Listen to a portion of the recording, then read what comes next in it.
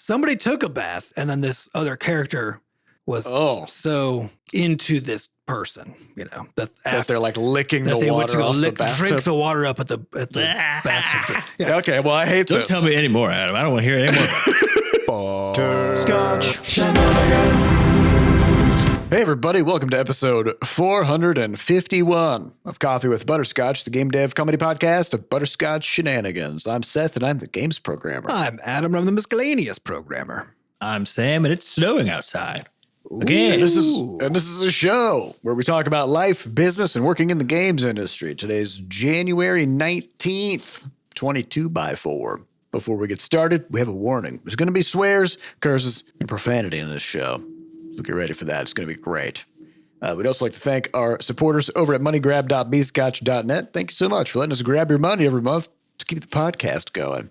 I just want to point out, isn't this episode number the degrees at which paper burns? I was thinking the exact same thing. I was also thinking about that, but I couldn't think of a joke to go along with it, so then I just kind of let it sit, Mm-hmm. Burn some books today, I guess. Actually, there's a little too much of that going on right now, frankly. Maybe don't burn some books. Maybe stop someone from burning a book. Maybe that's a thing to do. Yeah. The question is, has the composition of book paper changed such that degree mark is actually off now? And then now you got to further burn question Kindles. is, was that ever true in the first place? Because, it's like a good title of a book and it's a good sort of premise, but is it actually true?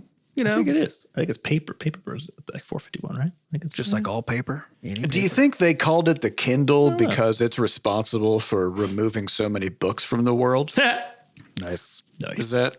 Anyway, let's talk about some stuff. Let's go. Let's talk about Sam. Sam had a thought, and none of us know what it is, but he said that we need to talk about it. So you know how? Yeah. So working on some stuff in the studio yesterday. A long slog. Doing a bunch of details and stuff. And so I went to take a break. Just sort of laid on the ground upstairs for like 30 minutes. You might call it a nap. It was sort of just, one of those staring at the ceiling sort of things. You could call it a meditation. Yeah, there you go. Make it fancy. Yeah. And while I was doing it, I had one of those shower thoughts. Not in the shower, but everyone else does are. It's where you're just sort of chilling and then suddenly you're like, oh. I think as I mentioned in my my talk that I gave back in 2015, that people call it a shower thought is because it's the only place that you can't bring your phone. Mm-hmm. So that's the only place that you're actually sitting there just thinking. Yeah, they happen quite a bit actually if you just sit there and think. If you just don't look at your phone. Yeah. So I thought the old cliche that I've been feeling very intensely at work about progress, which is one step forward, two steps back, right? People talk about that. Well, that's more of regression. It's more of two steps forward, one step back for progress. But whenever people say it, they're always like, it's in like it's typically delivered in a way where you're like, oh, I made some headway on this, but then I ran into this problem, right? So it is. It's like about begrudging, Yeah, it's about thwarted progress, right? In a way. Yeah. But I thought about it and I was like, what's weird is that I think it's more like one step forward, two steps left. You know what I mean?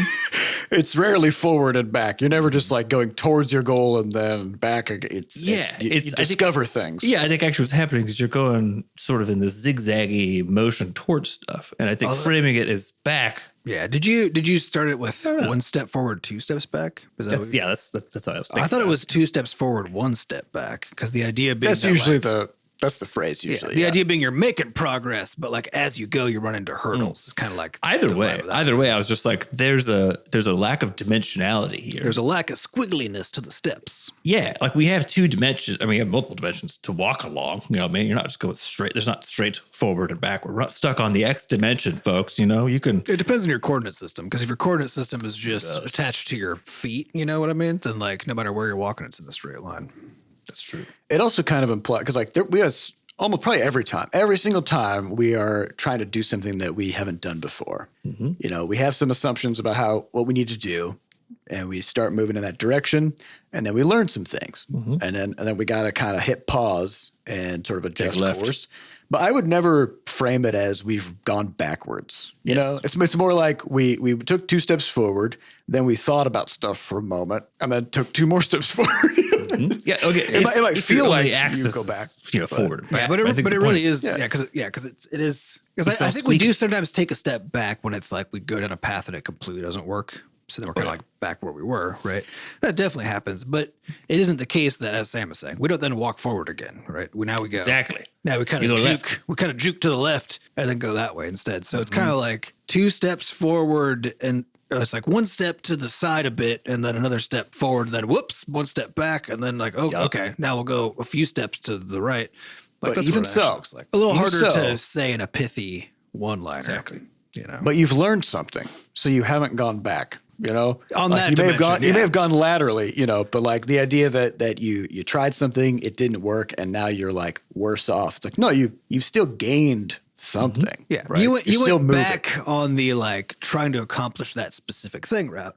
But the whole point is that it turned out that thing wasn't worth accomplishing. So you've now shifted to a new plane, right? So. It's just like, this is true at the same time. The problem is we've collapsed down like a multi-dimensional problem. Yeah, into this like forward and back thing. I'm like, this is garbage, you know? And it's one of the things where I'm sure I'm not the only person who had this thought. You know, this is the joke about the shower thoughts. Typically they're cliches. They're things that they're obvious enough that you're like we were chatting about stuff before the podcast. It's like, it's not that big of a surprise, but it's also at the same time like cliches. They are very accurate in a way that is only really super tangible once you've experienced them for yourself, right? Yeah. Otherwise, they feel like cliches because you don't have like. I had a thought last night that I would maybe call a weed thought because it's not quite. Yeah. And it's one of those that like I still maintain, but I still maintain is true, right? So, so my wife and I have this thing every once in a while where we're just like, well, let's look at 2 things that are clearly different, but there's something about them that makes them like they're the same thing, though. You know, like two people who like look completely different, but there's something about their faces where we're like, this is the same person. Even though we agree, they're obviously completely different, right? So I had one of these with. I was watching some video of something. Oh no, I saw a video of a Foley artist doing their stuff, you know. Mm-hmm. And as they were pouring water into a cup, and I was like listening to that sound, it made me think of the sound of biting into an apple, right? Mm-hmm. And I can't explain it, but I'm well past half the weed that was in my system, but I still believe that that's true. That those are the same sound, but like at different speeds or something. Yeah, if you took a little short chunk of water, kind of loudly. Yeah, the loud pour, like going into a. Yeah, it actually sounds like a crack, like a. Yeah, it's got that same sound to it. Mm-hmm. It's got that watery crunch. Got that watery crunch. Yeah, that's good water. That's true though, right? Like, so that means that pouring water is crunchy. Yeah, which is. Or it means biting apples is wet. Watery. That is definitely true. Every time I eat an apple, I'd be like juice like running down my arm. I'm like, well, this is delicious. Yep. But, I got to go to take a shower. Yeah. Anyway. In industry, not industry, but kind of like tech news, something's going to happen this spring that probably won't be good, which is Reddit is going to have an IPO. Yeah. Initial public offering. So this is when a privately held company goes to one of the stock exchanges or all of them, whatever, and lists their shares for public consumption, public trading. So this goes out to the SEC. They have to do a bunch of bullshit. They have to restructure the company. They have to have this like corporate board, blah, blah, blah. And of course, it immediately transforms the company into an increasingly profit-hungry and growth-obsessed zombie. It's a quarterly growth machine at that point. Yep. And when you're leading up to an IPO, you've already shifted everything towards that anyway, right? So the moment that an IPO is on the radar, like you become, and I'll maintain that there's no company so evil that it will not become more evil once it goes public. That's fair, honestly. Yeah. It's the worst outcome possible. It's just because we talk about KPIs, right? All the time. Talk about picking your KPI, making sure you know why you're doing a thing and what you're actually optimizing for and what the downstream effects and incentives related to that are. And I think this is just one of those things. Publicly traded companies are the worst kind of evil that we put into the world. So they're a particular kind. The kind that we all prop up and say is good, right? Because there's lots of other kinds of more horrible evil. Yeah, they're just a very particular kind, which is that they're so focused on that growth number. That's the only KPI. Yeah. So it doesn't matter what happens in the process. Well, not growth. Profit growth, a very one specific dimension of growth, right? And so, yeah, because the thing about, of course, like we go on soapboxes on the show all the time, but like the thing about profit is it's just a 2-part math equation, right? Like income minus expenses. That's all that it is. And so you've only got really 2 levers to pull to make that number go up forever. But there are lots of ways to pull them, and none of them have to have any basis in like stuff that's good for in doing anything good for anybody. Yeah, if you got no other guiding, again, other guiding principles and other guiding KPIs with regards to this, then I mean, it always happens the same way. You know what I mean? Yep. Which is kind of boring at the end of the day. And also, it's that it's if let's say you got a CEO at the head of one of these companies who's like, you know what?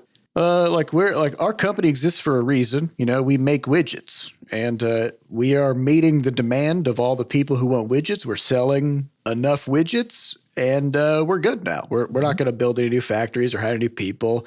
We're just going to keep making the same amount of money every year. As soon as that person finishes that sentence, they will be fired by the board because they have to be technically because they have a fiduciary duty. Mm-hmm. Their duty to their shareholders is to maximize shareholder wealth, which means maximizing earnings per share, more profit. So they need to be firing people. They need to be expanding into new markets. They need to be whatever, right? And so it no longer becomes about the thing that the company was made to do in the first place. It's only about this, right? And so in the case of Reddit, I think you're going to see kind of something probably similar to what happened with Facebook or Twitter, right? Oh, yeah. Which is like it's not great while being privately held.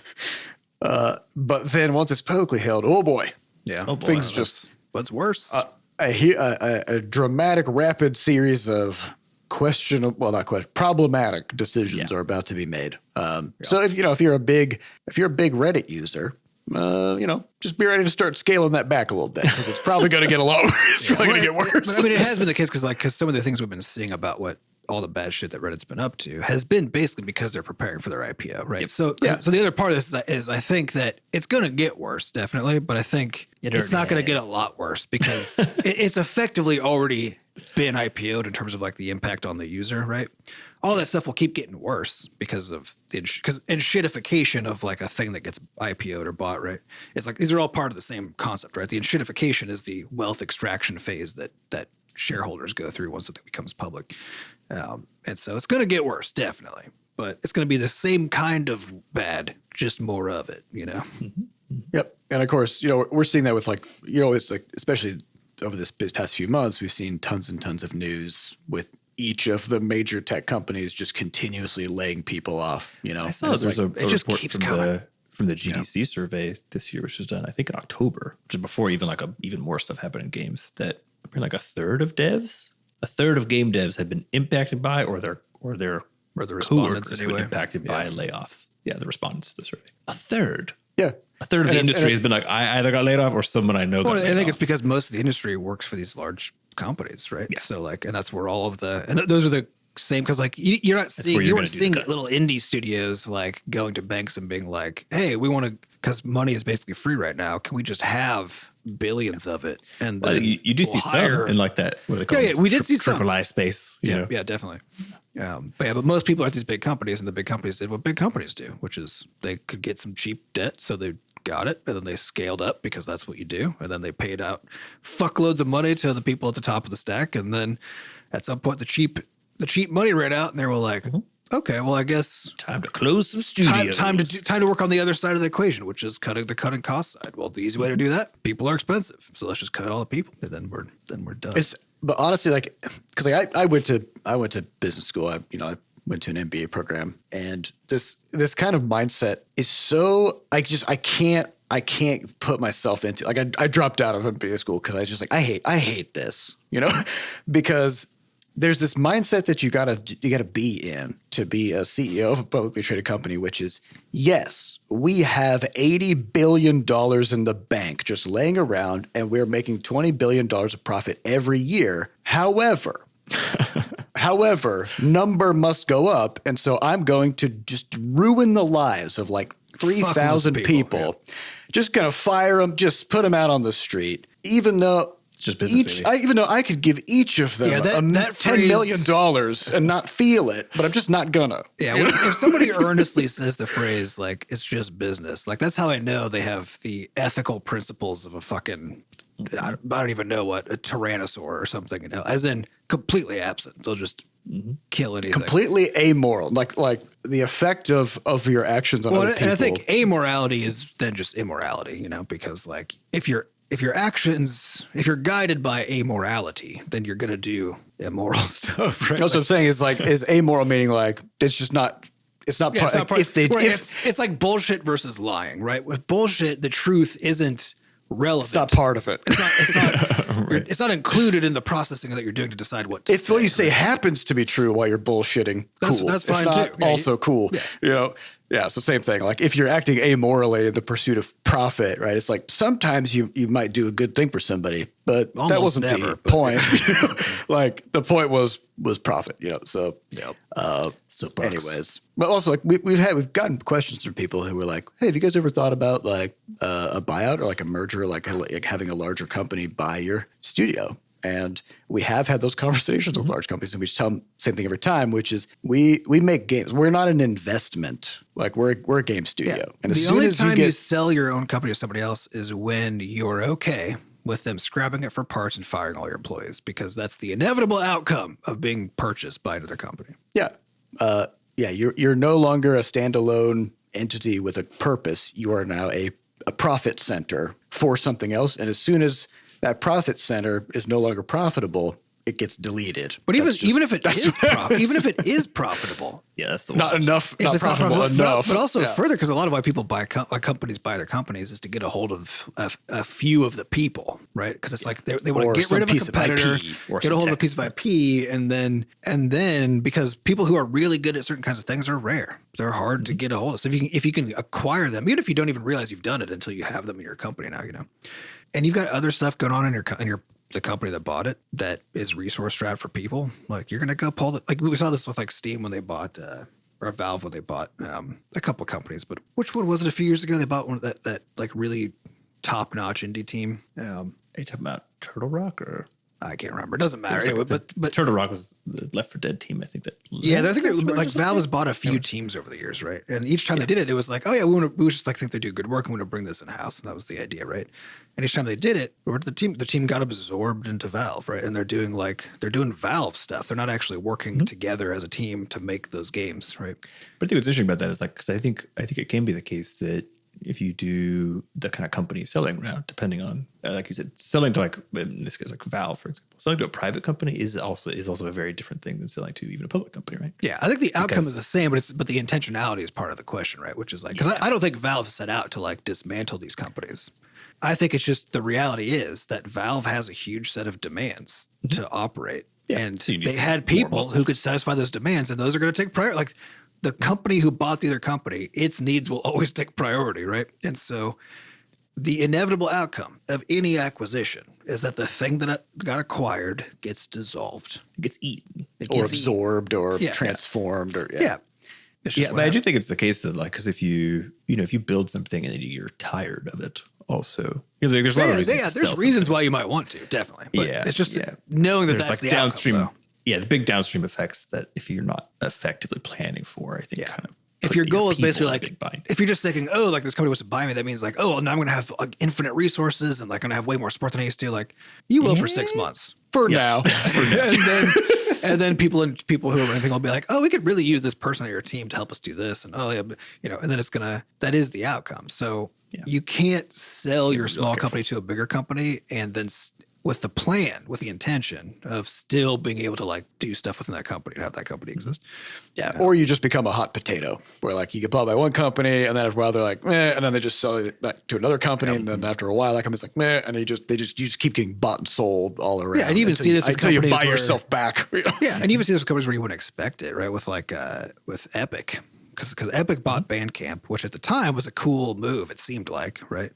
Seemed like it was kind of a synergistic kind of a move, right? And then also Bandcamp was a little bit cash strapped, right? Mm-hmm. But then Epic, which kind of surprised, like I didn't expect them to treat companies they bought as assets in this kind of same way as everybody else does, because of how vocally, anti that kind of stuff they historically have well, been. only if it's happening to them. Yeah, exactly. You know. But then It's hard to just turn like, around we'll to just it as a business line item. You know, if you're like looking at your stuff, even if you're privately held or whatever. well, and the moment you have investors, right? Because they're privately held, but they still have a lot of investments. Yeah. really big investors, and so they still have to make everybody happy. So, Including a big stake by Tencent, I think.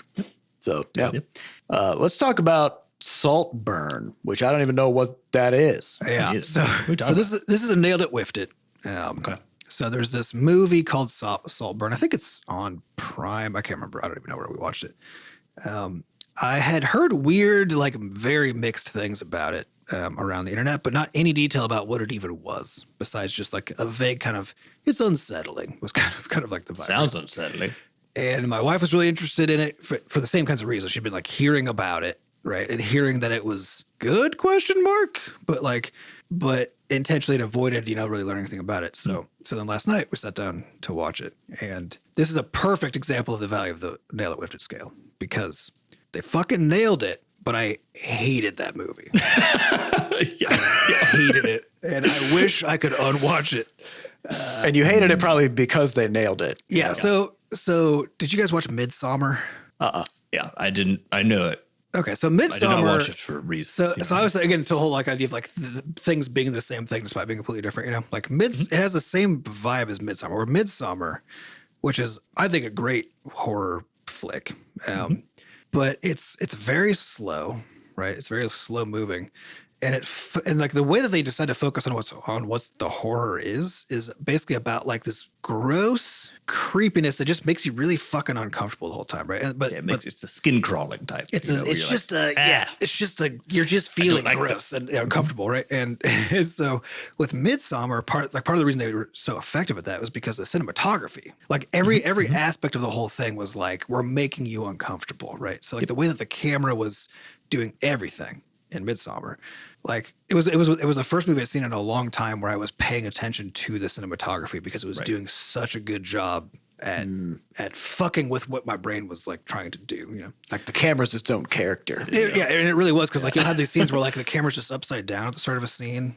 and you're like the fuck, and then it like flips over. It's just like the whole thing, and like so much of what they do is just like you don't realize there's like towards the end. I'm not going to go into any spoilers, but towards the end there's this very insane sequence of events of this insane scene, and one of the characters has this big like flower thing like on her hair, and you don't like it's easy to not even notice that the flowers are like moving and like kind of blink like they're weird, they're moving. They're alive, right? But it's like just in animation where it's like there's a lot of frames that if someone asked you how many frames, they wouldn't be able to like necessarily guess because you can't see it really, but you feel it. Yeah, but you see it's there. It gets in your and that was one of those things like, and once you notice it, it's like very obvious that it's happening, right? But like it took me a while to notice, and the whole time I hadn't noticed yet. Something my brain was like, I don't like this, but I didn't know why or what, right? So Midsommar, like it's kind of a hard watch, but like I loved it. I thought it was great. So Saltburn is like the same kind of approach where like the acting fucking top notch, the storytelling top notch, very slow, and but the way that they did everything is just like focused on making you just really uncomfortable, right? So like it's shot in 4:3 in a 4:3 aspect ratio.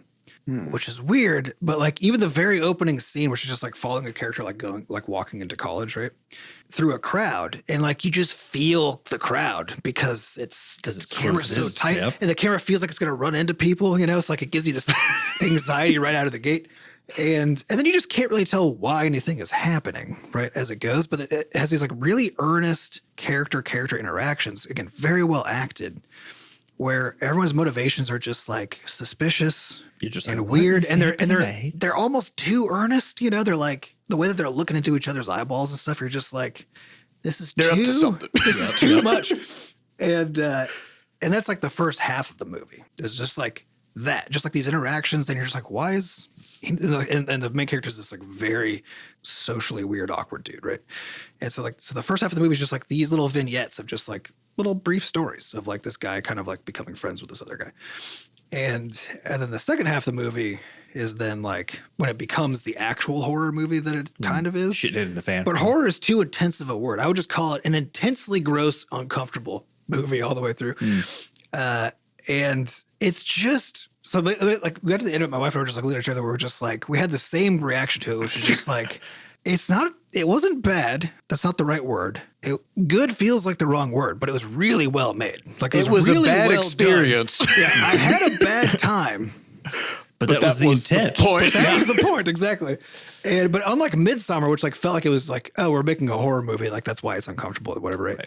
This one like it was weirder because like it wasn't just like, oh, there's some weird evil shit happening. It was just like it was just like, just why? Makes you feel bad. Why is any of this happening? Like, it just gets in you. And so there's a couple scenes in particular in the movie that are just so uncomfortable.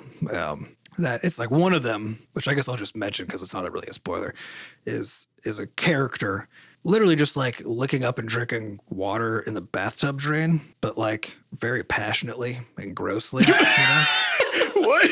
Yeah, exactly. It's Wait. So like, is this like somebody took a bath? Somebody took a bath, and then this other character was so into this person, you know, that they're like licking the water off the bathtub. Drink the water up at the bathtub drink. Yeah, one of the worst. Okay, well, I hate this. Don't tell me anymore, Adam. I don't want to hear anymore. One of the worst things I've ever seen with my eyeballs. That the moment it started, I was like, how do I unwatch this? You know, how do I not have this happen? And there's a handful of scenes that's the worst of them in my opinion, but I can see how people's opinions would vary on that topic. You know, Adam, there's some weird stuff in there that's very uncomfortable. I could help you out. I bought one. You know, in Men in Black, they had those memory wiper devices. Yeah. I bought one. I can't remember where I put it though. So if you backfire, that was actually why. So, you know, kind of circle it back. That was like last night. I was like, all right, I'm going to try to see if I can just blow apart any of my memories of this thing with as much weed as possible, which is then what led me to that thought of, you know, water and apples are basically the same noise, you know. It's probably because you heard that person passionately drinking water out of a bathtub, and you're like, that sounds like someone eating an apple. It's just the worst. So, which is all to say, after the movie, you're like, how can I just turn my brain into a potato? Yeah. I don't want that. There's maybe like two other movies I've seen in my life where like the after effects of it were like, it was the same deal where I was like, that was a very well made movie. It accomplished what it said. Again, nailed it on the whiffed it, nailed it scale. Nailed it, and I hate it. Hated it. God, if I could have watched that movie. So I strongly recommend not watching it. It's up for all kinds of awards and stuff because again, very well done, really well acted. Well, I have a pro tip for you if you'd like to reduce the impact of essentially traumatizing memories, which is that you should actually play Tetris. Yeah, that's what I've heard. 48 hours. Yep. Within 24 to 48 hours. Yeah, we'd want. All right, you're on the clock, Adam. Yeah, you got to play some Tetris. Basically, it's such a focusing task that it essentially helps your brain not continuously lay down the paths of these like traumatic memories and stuff. Now, did you guys hear that somebody beat Tetris? Yeah, some kid, right? It's like 14. Some 13-year-old kid. I just assumed it had already been beaten at this point. And there's the final level called like the death screen or something because it's So when you say beat Tetris, because Tetris has all kinds of like variations, I assume, right? I think it's the OG. Yeah, so whatever the like competitive space is for. It's probably okay. So there's like one particular version of the game on one particular platform or something. Yeah, it's like okay. It's like you can play like house rules, you know, when you're playing basketball or cards or whatever. But if you're gonna go to a poker tournament, you know what the deal is. You know, it's that sort. Imagine making a game that people have been playing for like 40 years, and like just billions of people have played this game, and they've been playing it the whole time because it's so good, but nobody's ever beaten it. Yeah. That's wild until now. Mm-hmm. Now what I'm wondering is like, you guys ever hear about like the 4-minute mile? Yeah, where it was like impossible. And then one person did it. And then just immediately everyone's like, 30 other people did it like within a month, because there's this mental barrier that like, if something can't be done, you just kind of check out as you get closer to that goal. Cause you're like, well, I'm hitting the limit. So, you know, whatever. But as soon as somebody shows you, the limit's not real. Like I can guarantee you, within the next year, multiple people are going to beat Tetris. Yeah, it's going to happen. The morale is high. You know. Yeah. All right, so Saltburn nailed it. Hated it. Don't do it. Don't watch it unless you're looking for a bad time. In which case, know who it's for. You know, it's one of those. You watched it. You watched it. You know what I mean? Like, Yeah. it got you. It wasn't for him, though. It wasn't for me. Well, I mean, it might be one of those ones that the sort of thing that you hear about and watch, but people who how to put it. But like who? Because I didn't know what I was getting into. You know what I mean? So who is it that knows what they're getting into that watches it? That's what I'm. Because to me, that's like when you say like, who is this made for? Like that's what that means. You know, it's like somebody who kind of knows what they're getting themselves into and wants I like experience, this. or who leaves experience afterwards and was like, I would still have that experience. You know, like I'm glad that I had that. I think with a lot of art, when you're talking about or just things, you're talking about nailed and whiffed it. The reality is that experiencing something that nails it is its own little joy. Even if the thing that it nails is something that you just absolutely it's one of those like it's impressive how much because like I do like horror movies, but most of them I just find amusing and fun, you know, because I was starting. I maybe even talked about it when I started watching one of the I don't even fucking know what movie it was, one of the franchise movies, but where there's some Living Dead thing, you know. Mm-hmm. But like one of the scenes, like this zombie woman just like attacks this guy, bites his eyeball out, and then spits his eyeball onto somebody else, right? Which sounds horrible and gross and insane, but in the moment, comedy. It was just hilarious, you know, because it's just so over the top. Like that's how most horror feels to me, you know. But it's like things like Midsommar and then this movie, like actually get it, like they get in my bones. It's a different kind of thing, and like so I agree. Also, there's something there, but I don't need to necessarily have had the experience. Like Midsommar, actually, like I felt unsettled afterwards. It was like it kind of it stayed in me for a while, right? But I was still like glad that I watched it. You know, how do you bite someone's eye out? There are many important questions. It's in a socket. Like how do you get in there? You got to get like a good suction maybe going. You got to get really good suction to get. Yeah, maybe she formed her zombie lips, all of the like mucously blood stuff going on. Maybe help. They didn't form spend a really lot of time showing how it worked. It was just a very quick like, bit your eyeball out kind of a scenario. I guess zombies eat brains, so they're probably more like dugongs where they suck the oysters out of the shell. You know, they just have like such force turbo suction. Yep. Yeah, because dugongs can actually kill other animals by sucking out an internal organ. They just like bite onto them and they just go. And when you say a dugong, it's like a manatee kind of animal. Okay, right. Or it's like a walrus manatee kind of thing, but with some kind of water extremely powerful sucking mouth. So maybe zombies kind of get that thing going on. You know, suck a brain out, suck an eye out. That's true. Bam, get some nutrients. And each IP with zombies has to have its own zombie lore, you know, because we can't let it get tired and played out, right? So like we got to have our own. Call them walkers. Have them suck eyeballs out of heads. Yeah, I was going to say, and importantly, never call them zombies for some fucking reason, except for in Zombieland, which was a great movie. Let's get on to questions. These questions come from our listeners over at podcast.bscotch.net. The highest upvoted question is about Sea of Stars, which we have not played yet. So we're going to hit pause on that one and go to the next question. It isn't Game Pass, so that means I can go play it. Yeah, do some homework. But it's won some awards and stuff, so it's supposedly. It looks great. It looks really good. So, I'll go look at it.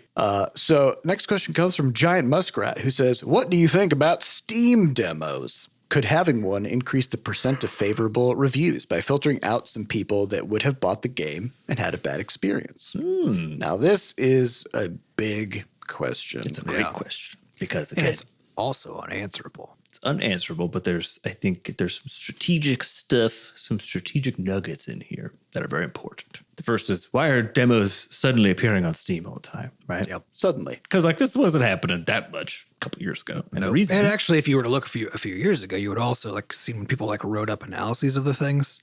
The general consensus was that demos are not good for your game.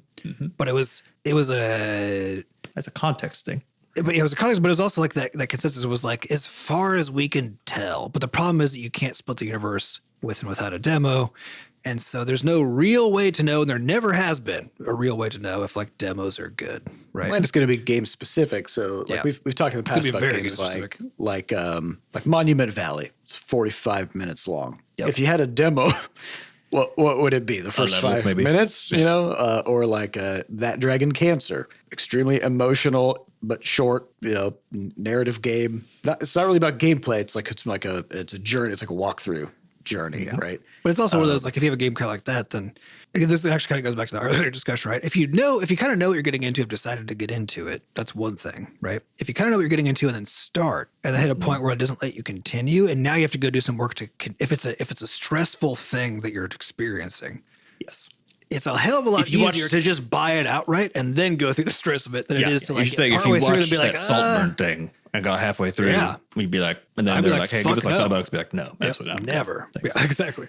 Yeah. So the strategic reason for them and the reason that they're appearing is because they are a required part of participation in Steam's fests. Okay. So Steam deployed these fests during essentially the time during lockdown when there were none of the usual events happening in the games industry. So these came a lot, like the Next Fest, stuff like that, came out as a way to basically promote games when the industry was trying to figure out how the fuck to do that without these in-person events that just weren't happening anymore. And it's a cool idea. And you have to realize what Steam's getting out of the deal first and foremost, which is that Steam is going to want people to engage with their platform, to buy more games, of course, but to be able to create enough buzz around stuff and also see, as we've always talked about, who the winners are, before the games come out. It helps them allocate resources. It helps them pick who's going to be in certain editorial spots, whatever. Because yes, the store is algorithmically driven to a very large degree, but there are these, being able to get into certain things around your launch is super important. And some of those are, you talk to a person because you have the numbers to be able to talk to a person.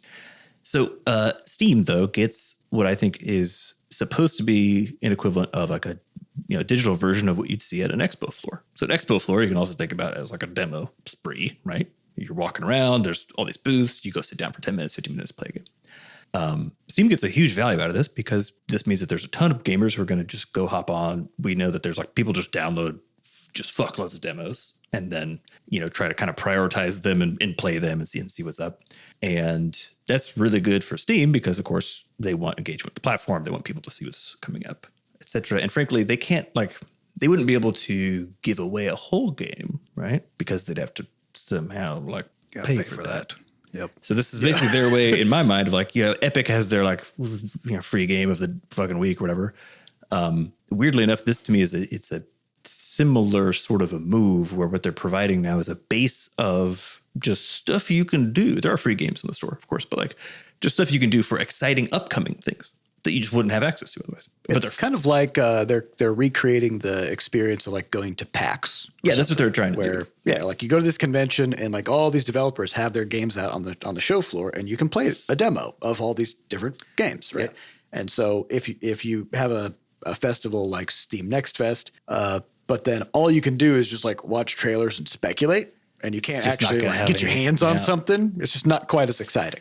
So it's a cool way for them to produce this kind of marketing moment. And also, in many ways, the structure of it is a huge benefit to them. And I think that's a really important piece, because the reality is, Steam wouldn't be doing it if they didn't think it was valuable to them first and foremost. And so, when we've done the biggest difference though, between an experience like this for us as developers versus an actual expo hall experience is essentially a massive problem when it comes to distribution of the game itself. Because in the context of, let's say, a expo, so PAX, whatever, you are present. No one is taking your build and running off with it. No one's doing anything with the demo that you can't see. You can They're not downloading the file onto their computer and then re-uploading it and selling it on Amazon's marketplace. Exactly. Which has happened to some of our games before. And on top of that, you can be a little more, it's easier in that kind of a context to provide essentially human stopgaps for places where a demo wouldn't make any sense. Or just to know that in the context of an expo hall, no one's going to play your game for more than 20, 30 minutes tops. If you manage to get that on a demo, that's that'd huge. Be pretty high, yeah. And so you don't have to worry about, all the rest of the stuff that comes potentially if a person sits down for longer than that, because you probably will have to kick them off anyways. So what's interesting on the demo side is that, like Seth was saying earlier, it basically makes it there's certain kinds of games that are easy to make demos for, and there's certain kinds of games that are extremely hard to make demos for, if not impossible. And the challenge basically is that now participation in these fests has become a core part of how you even do discovery on Steam. You basically must participate. If you're launching a game and you're not participating in one of these, you're just putting a huge opportunity out of your kit. And then Steam's also going to see that when, if you, let's say you manage to get some numbers, whatever, you email someone and you haven't done any Next Fests at all, and you're sort of, middling, and you're like, how can I do better? They're going to be like, you got to do a Next Fest. Like, you haven't even participated, right, in these things. And so strategically, that's what's happening, right? Which is that a platform started by trying to solve a problem and recreating a kind of expo experience. The experience that they're able to provide produces a lot of news, a lot of noise, and gives everybody on the platform free shit to do for a long time, which is great for them. On the backs of us.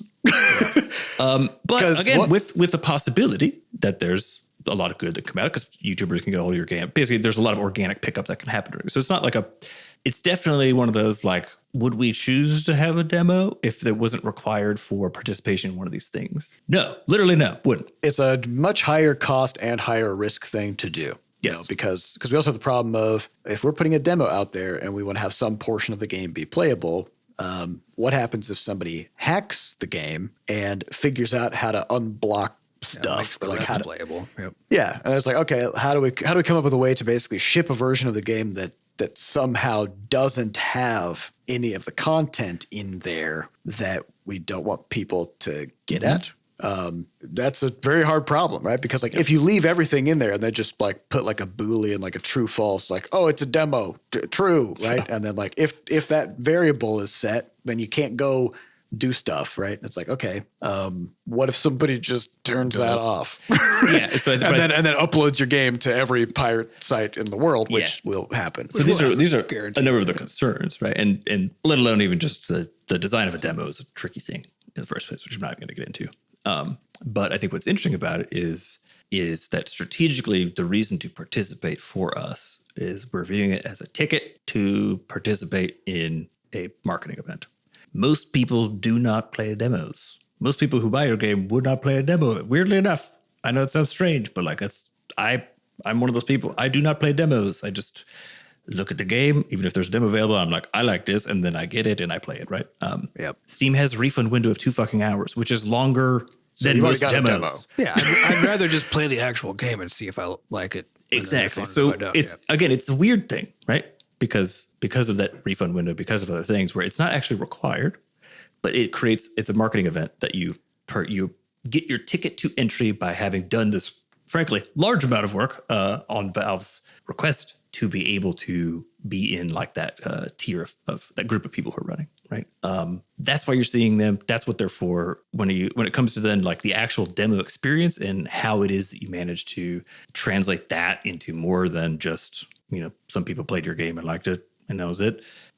I mean, that's a whole other thing as far as like, how do you actually get that? And is that even what you need to be worrying about? I think in general, you don't need to be worrying about that too much because the reality is participation is what is important. Because my suspicion is that demos are just a lot like piracy in a sense. It's a different audience, I think. Yeah, exactly. Which is that like, it isn't across the board. It isn't the case that people pirating your game represents a lost sale, right? Yes. There's some proportion where that's true, definitely, right? But the majority of people who are pirating your game would not have bought it if piracy wasn't an option. That's just and they'll always list a reason why they pirated it, but as soon as that reason goes away, they'll find another one. And like, and almost anything is piratable. It's like if somebody is living that life, right, then they're gonna get it. They're gonna get it, and they weren't going to pay for it. It was never going to happen, right? And I think demos are same as you're saying. It's a similar deal, which is like there are people who play demos, but my bet is that most of those people don't buy games because, again, you could just buy it and refund it and so on, right? So like, well, also most people don't buy games, and I think it's important. Like, Steam there's also that too. Yeah, Steam did its like wrap up thing, right? So everyone apparently, since Spotify started doing this like a couple of years ago, now every fucking service has a wrap up where it's like, here's what you did this year, right? Mm-hmm. And my favorite part was there was a stat in there where it showed like how many games you played versus how many games the average Steam player played. Yeah. And we're not talking. This wasn't new games purchased, by the way. I'm pretty sure it was like just like how many different games did you play in the year? Yeah. The average person played 4 games. Yep. I figured it would be like 1.5. Exactly. Yeah. I'm pretty sure it was 4. Yeah, because you've got like it's fucking. The point being, it's a small number though. Yeah. So what you're dealing with again is like it can feel like one of those things where you're like, oh, I'm going to like give away like a large chunk of my game, or like, oh my God, what if someone who's like super interested in it plays it and then like, I don't know, has a bad time because the show stops, at some point. Yeah. Or they get their fill and they're like, oh, well, I've played enough. And it's like, which will happen, right? It will happen sometimes, but again, it's one of those things where like, so to me, there's like the one place where the demo matters, which unfortunately is also the one that I think where there's the most potential for downside is also where there's the most potential for upside, right? So, because we're talking about like the reason that we would do it at all is for Steam Next Fests, basically, right? To be able to participate in that kind of a thing. But that also means that we haven't launched the game yet, right? And I think that is the one scenario where I think that on the whole, my suspicion is that demos are more harmful than helpful, because the people who already know they want a game, but that game isn't out yet, and then a demo comes out, right? That's the subset of people who both would have bought the game and now, because they can't yet, will actually go get the demo, right? And then depending on a whole bunch of stuff about the design of the demo, when they get it compared to when the launch happens, how much stuff is in the demo, et cetera, like that's the place where you can convert what would have been just a purchase, right? That wouldn't have started with a demo download, even if one was available at the same time, into a demo download that now may cause somebody to not purchase it when the game actually comes out. So one interesting kind of experience that we had with our closed alpha that we did with our 40-ish playtesters was we ran into this issue where for whatever reason Game Maker's engine defaults to not using the person's video card if they're on a laptop. Instead, it uses their onboard chip. And so about half of the people who booted up the playtest were getting like 15 FPS. Yeah, just horrible performance. And also because of some other Game Maker issues, which are being resolved, thankfully, that also broke a bunch of animations and a bunch of other stuff. And we had seen this a little bit earlier with like one person who had tried the game, but we, that's not like we didn't couldn't triangulate what that means, right? And then suddenly we saw this with all these people, and now we have those issues fixed, right? But we didn't have it fixed at first. And so then it's like, well, what if your demo goes out and there's something that you will have fixed by the time the game comes out, but you didn't realize that it was there because you didn't have a big enough sample size or something. And the demo just turns out to be not that great of an experience, but it's actually not really reflective of what the game will be when it launches. But also in many ways, there's a lot of things that you'll discover during these, right? It's a brief early access is also how I like to think about it, right, Rick? Yeah. So our overall plan, and just to be clear, is like our plan is to participate in one of these things and to have a demo, but not to just leave the demo available just for all time. It will be available around the events. Yeah, because I think that also that's where you can take that one like risky subset of the people who then are like, oh, I want Crashlands 2. It's not out yet, but hey, there's a demo, and they go play it. And even the demo version of Crashlands 2 is gonna have a lot of content because there's no way for us to not. It's a big game. Yeah, and if you open world thing, it's hard to unslice. Yeah, it has to have a lot of content in it. So you'll be able to play the game for quite a while, but we also need the data to be separate from the launched game's data, right? Because this is like your save files and stuff. Yeah, because we don't want to try to figure out how to make sure we can like do backwards compatibility with a 6-month-old demo build or whatever, right? So it has to be separate data, which means also that a person could sink 5 hours into the demo and then go get the actual game, and then now they've like quote unquote lost those 5 hours, right? If that happened like right before launch, that's a terrible experience. That's a horrible user experience, right? In that case, we would not worry about trying to separate it because it wouldn't be the right move, right? Because now we're trying to convert people and give them an incentive to do it, right? But if it's happening like really early, then it makes sense. Then it's okay to do that, because now the idea is like you're getting a particular demo-ified version of the game, right? You can play a lot of it, but by the time the game actually releases, months later, it's not fresh. You don't have like the fresh experience of being like, oh, I just played this for 5 hours and now I have to start over on hour 6. It's instead, oh, now I'm replaying this game that I vaguely remember, right? Which is a very different kind of a thing. Yeah. So the whole, and I think that's the trick of it, is like it's presented when people talk about demos. It's often presented as just like, oh yeah, you just like take a little slice of your game and just put it up. Right. Just like every other fucking thing you do, it's an enormous design challenge where you have to think through like all of the things involved, the psychology of it.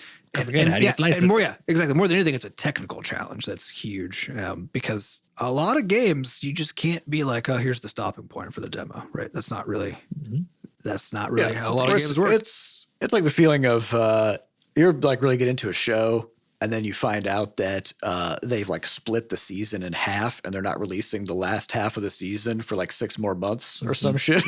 I've had that happen and it sucks. Yeah. Right? Because like you get invested in a thing and then suddenly like, oh crap, I gotta wait, So there's also like a big framing thing where like if I had known that at the start, I would have just waited until the whole thing was out and then just watched it, right? So you got to be clear about what is in the demo experience so that people don't suddenly get how it differs caught off guard. Yeah, because you're basically trying to create like a cliffhanger-y kind of experience, right? So that they want to come back and keep playing so that they have a high incentive to do so, right?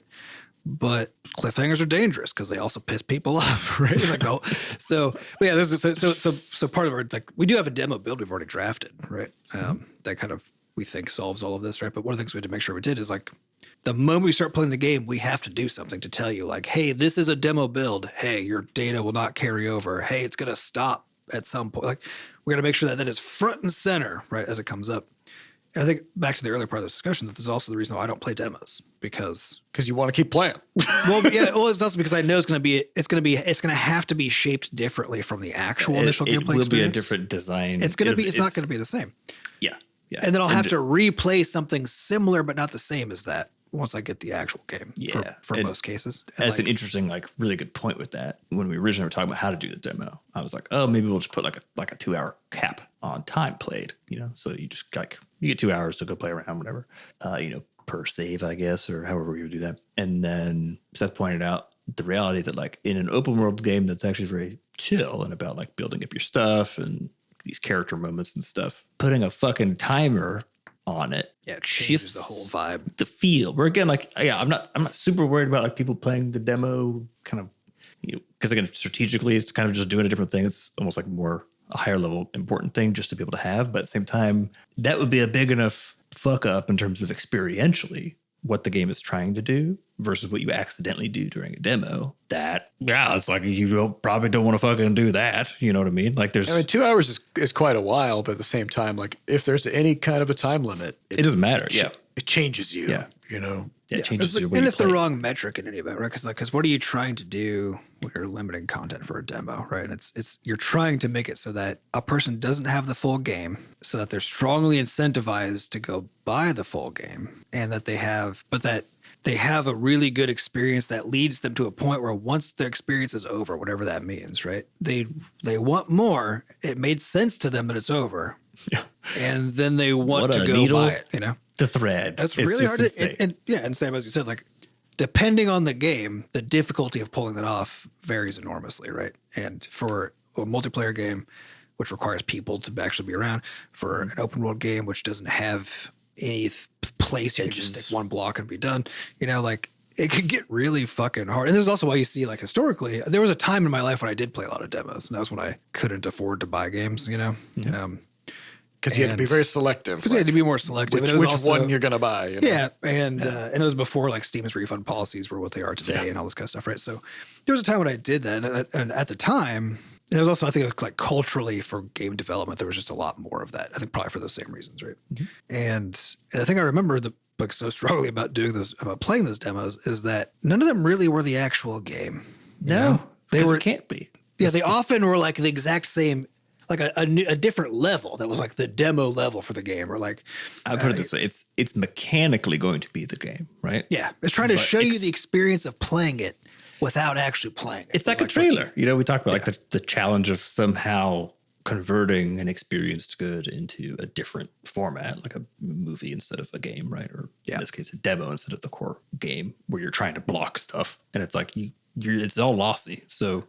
None of it's fully representative. So I think it's all really tricky. And I think while the fests are very cool, I think you could, as a dev, you could get a little confused about the purpose, where I think I don't know that it's like super possible, frankly, to like sell your game with a demo. That's what all the stats from before were, as in making those individual sales. Not really. Yeah. I think it's kind of just like a wash. But again, Well, any of those stats are also super context dependent. Because I also remember there was a big analysis that some group did about demos on Xbox back in like 2012, probably something like that. Because there were quite a few games that had demos on Xbox Live. Yeah, and what they found was that, and again, like this is a correlation, not a causation, right? Was just that games with demos on statistically did worse than games that had demos in terms of revenue. Right? Games with demos? You said the same thing twice. Sorry, games with demos did worse than games without demos. In terms of revenue, right? But then it's like, well, you could think about that in a bunch of like causation directions, right? Did AAA games have demos? Because probably not. Right. Because they're just like, people will buy whatever we put out for some reason. Right. Marketing money. It's like a different, like you're showcasing the game in different ways. Well, yeah. And my opinion on the matter is that if someone has bought the idea of the marketing materials, the ones that aren't a demo, right, enough that they are willing to go through the effort of downloading and trying your demo, not knowing what they're getting into and how that's going to differ from the actual game, that person would have just bought the game instead if that was an option, right? Yeah. Probably maybe. Like the hard part was already accomplished, which was getting You're saying getting a demo download is that's the same as getting a sale in a basically. way. Yeah. Kind of. And there's a subset of people who will like get the demo instead, right? Or just like download a shitload of demos, which I know is different. Oh yeah, exactly. That's what I mean by instead, right? It's like they'll get that. Like the marketing materials worked, but they weren't actually going to buy the game, right? It just wasn't. Even though the marketing they're just looking for something. They're just going to go play, and like for them, that was something that I did too in my younger days, right? Where I would play demos because I wanted to see what the game was about, and even if I liked it, I would just be like, well, I got more games to try, and I got just enough with the demo because I was like going for a diversity of play experience, kind of thing. Like you're going to get that. But my bet is though that if a person will get your demo, they'll also you've piqued interest, which is hard enough. You've already solved the hard part. Well, here's the fun problem though, which is that because these happen regularly now, then there's little bots people run to just like download all of the demos, which means that actually the statistics now that the devs are getting on the back end are not super useful because it'll be like you got 1 million downloads of your demo, but actually it was like maybe 10,000 robots. Well, the thing is, like, if you're looking at like web stats, like one for web traffic, 40% of all web traffic is robots crawling the web. Yeah. Right? When did that statistic come out? Because it's probably higher now. I'm sure it's a lot. Well, especially with the AI stuff, it's probably a lot higher now. Yeah, we were actually just musing earlier this week, or I opened up my email and I was like, have you guys noticed a dramatic uptick in solicitation emails? I don't know. Doesn't matter what it is. Whether it's like people emailing my personal account about just whatever, just stuff, just spam, right? But it's like it's directly to me with my name in there, and it's posed like a letter. It's not like a newsletter. It's like somebody wrote me this email, but of course they didn't. It's AI somehow. Be like, there's people are figuring out how to use AI to blast more solicitation emails at, and it's not the one and ones that aren't being caught by spam filters is the problem. Yeah, we're just going to do two things. One is we're all going to get way more spam than we used to, but also as the spam filters do become more aggressive to try to handle it, it means it's going to become even harder to send legitimate fucking emails which is a problem that I'm really noting with all the time trying to send the Ballyhoo newsletter out because every time we do, it's just a fucking dice roll as to whether or not I had the wrong magic word in there in the middle of 5 paragraphs, right? That causes it to go into spam.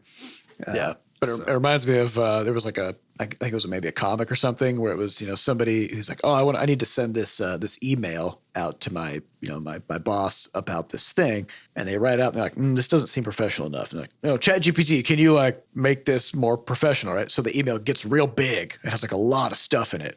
They send it to the boss, and the boss is like, "This is way too much. Hey, ChatGPT, can you summarize this for me?" Right? Which is also funny because like every professional person that we've interacted with has only replied with like 1-sentence emails to everything. So the reality is like that's not for now. Nobody wants long emails. Yeah, nobody wants. Yeah, but with the spam, it's going to be like people are going to be using AI to send spam, and then we're using AI to filter spam out. And then it's like it's just. I've been entertained because it's been becoming so annoying now. Every day I open my inbox and there's like 3 to 6, like quick questions. It just happened last like week or two. I don't know what the fuck happened. it's been happening to me like with increasing frequency for a while, like 4 to 6 months probably, but it's gotten particularly dramatic just the start of this year. Something's happening. Yeah, but I was entertaining the idea of like trying to hook something in between, like basically, and this is a great deal if you're OpenAI. You know what I mean? Because on the spammer side, they're paying for OpenAI. You make money on both sides, baby. And it's arms dealer shit. It is arms dealership. That's what that is. Yeah. Well, I saw somebody commenting about how like there's so many societal problems that get created and they don't really have a solution, like fossil fuels, right? Yeah. But then like AI is a thing that solves the problems that it creates, right? So, it's like a fire with fire sort of thing, right? You could use it to fight itself in various ways, which is kind of nice. Yeah. Like the problem is that we all have to look at it fighting itself, and it's just wasting our fucking time. Yeah. Like there's been so many times now where I've seen whole comment threads where the first comment is clearly written by an AI, and then people start responding. And some of them are people who are like, was this written by an AI? But then other responses are, I'm pretty sure also AI. Just like, what the fuck? It's weird. If you ask me to describe how you can tell, I cannot in words describe it, but I feel like I've gotten very good at being able to tell now. It's because ChatGPT likes to use dependent clauses followed by independent clauses, or prefix its sentences with things like "it's important to remember," stuff like that. It hedges things a lot, or it kind of has a certain kind of there's a way of emphasizing. But you can, depending on, because you can like kind of you can make your prompt to make it be different. Actually, it's one of the interesting consequences of all of this. Is that also because now the world is going to be all AI spam, right? But AI spam looks just really a lot like human stuff, right? Mm-hmm. Then this new problem of people thinking that people are AIs when they're not, right? Because most of the time when you think something is an AI, you're going to be right, even if you have no basis for that at all. Well, it's going to become increasingly true because most stuff will become AI stuff. Most right? is true. So statistically speaking, if you just assume that something is AI, you're going to be right. But for people who like write, who just happen to write in a similar way to AIs do, right? Or whatever. Because I actually heard this. Yeah, I heard this happening to some like autistic people in particular, because like they're writing like the autistic writing style. There's not one autistic writing style, right? But the thing about autistic people is that their brains work a bit differently on average from non-autistic people. That's the whole fucking reason we call it autism, right? So that means when they're writing stuff, it's gonna look different than if a non-autistic. It's gonna have a slightly different vibe. Yeah, it's gonna have a slightly different vibe, and there's gonna be some consistencies, between different autistic people writing stuff. So now, if that looks a little bit more like what an AI would generate, right? Then now all of a sudden, like autistic people's stuff is gonna be starting to get flagged. And I actually saw a thing about somebody dealing with this where they were really upset because they had sent a thing to somebody and the person got mad that they sent them this AI garbage, and they were like, I wrote that, that wasn't, AI didn't come near it, Well, I think there's the other problem though, which is that everybody talks about like the generative learning, or like the learning problem with the AIs, where you're going to feed them their own stuff back into them, right? Eventually. Yeah. It's it's like it degenerates because it's like learning off of its own. What I think is text. funny about this too is that I don't know if you've done this before, but there's books that I've read where I really like the writing, and then if I'm writing something and I need that feel, I'll go read it for a little bit because it gets in your bones. So here's the other thing: if a lot of the written word that people are consuming over the next 5 years or so, is AI generated, people will start writing. It's guaranteed. You're going to start writing more like that. It's the same way like language catches on and everything else. It's a thing that you're just more fluent in. That seems like it's how you deliver it, right? It feels like it's actually going to create a new pressure for people to change how they write, right? Yeah. Because if you think about this as like the whole generational thing too, where it's like kids are changing the words they use and the way they spell things and the way they communicate. Not to just differentiate themselves. Well, and it's not just to differentiate themselves. It's because people are creative, right? And you're at your most creative when nobody's tried to break your spirit yet, So as your kids going about the world, it'll be funny because like we do this all the time, just within Butterscotch, we'll just make up a word and then now we start using it, But the rate at which you do that as kids is just a lot more. But part of the sort of side effect of that is that you can then tell like, oh, this was written by a young person. Yes, right. And it has the effect of differentiating, and sometimes I think to an extent a purpose of differentiating. But I think what we're going to end up seeing as AI kind of takes over is that people will need to find more ways to indicate in their writing and the stuff that they make that this person did this, right? And so they're going to have all this like weird new things that happen that people are trying to figure out, like, what could I do that isn't something AI would do? Like, what's the like unique linguistic weirdness thing I is going to start just... It's going to explode, yeah. But this is going to be a problem because, of course, like the AI will get faster and faster at learning of like how to adapt language and how to, and the techniques to train them or whatever. It's always going to lag behind. And the bulk of its data will always be the historical stuff, right? Not the most recent stuff. So it's going to have this like kind of lag on it, but it's good. But to your point though, it's not going to be a long lag, right? And it's already the case that like new language and ways of doing things like happens really fast and goes away really fast. But I think it's going to go from right now where it's being kind of like kept. That kind of happens mostly in like the young person segment. I think right now it's happening for fun. And it's happening for fun. Happen out of necessity. It's going to start happening out of necessity. And we're going to end up seeing these like weird new things that people start doing that are constantly in this arms race against AI to like make it so that you can tell. Like when you read it, you're like, this feels like a person wrote it. Like, I don't know what this is going to look like. I don't know what that's going to mean. Like, is it going to be just a lot of generation of new words? Is it going to be like intentional grammatical errors? Like, what is it going to look like? I don't know, but it's going to be really interesting. Well, and it's also going to mean that like it's been interesting because I'm 36, about to be 37. So being a teenager was half a lifetime ago. For me. Weird. And I remember being a teenager and being kind of bemused about some of the older folks around me, like just not really keeping up, like not really keeping up with like the slang or like musicians or whatever, because like I didn't understand that they just didn't have the time to stay on top of all that shit. In the same way that you are. They're not. You're surrounded by the culture versus viewing it, right? Yeah, and so nowadays I think it's more about like people who are terminally online versus people who aren't. Like that's kind of the dividing line. If you're terminally online, you're just aware of all of it, But you're picking it up. To be fair, I'm one of the terminally online people. I watch TikTok. I scroll through Blue Sky. Like what Riz means. I know what Riz means. I know what the kids are doing. I know what the chair fucking emoji means. Like, I know what it means. What the fuck does a chair? Actually, wait. Now that I say that, I think I don't remember what it means because it was nonsense. It was one of those like they wanted.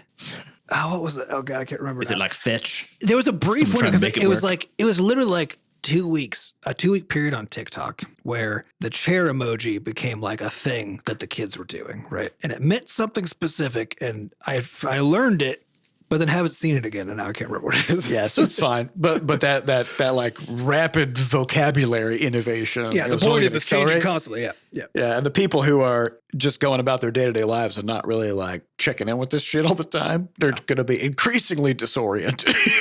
Well, it's also because if you have your like finger on the pulse of it, that you're watching it change, you're watching things come and go, right? But if you only check in every year or whatever, when it's for some reason becomes relevant to you, then you didn't watch it change, which means you're just seeing the end point of like fuckloads of weird stuff. It's even more confusing at that point. It's way more confusing if you don't have just a general kind of pulse on it, which is really expensive to maintain. Yeah, you would just be like that scene in Community where the guy comes into the room and with pizza and just everything is on fire, right? Which is like, what the fuck happened here, right? Just glancing at the internet once a week will be like that. Wait, was that the scene where they do like the alternate realities thing with the?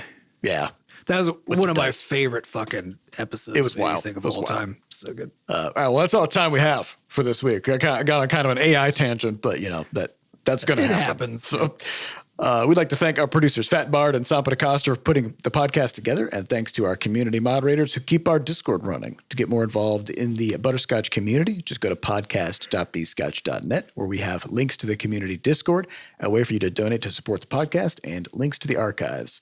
We also would like to remind you to head on over to Steam and give Crashlands 2 a wish list if you haven't already. And I don't know this, but it might alert you when the demo becomes available. It might. It might. Might as well wishlist it just to be safe. Just in case. And to round out that thought, it's because we're only going to put the demo up for short fast. Yep. Yeah. So if you aren't on your fucking game, you're going to miss it. Yeah. So go wishlist it. Exactly.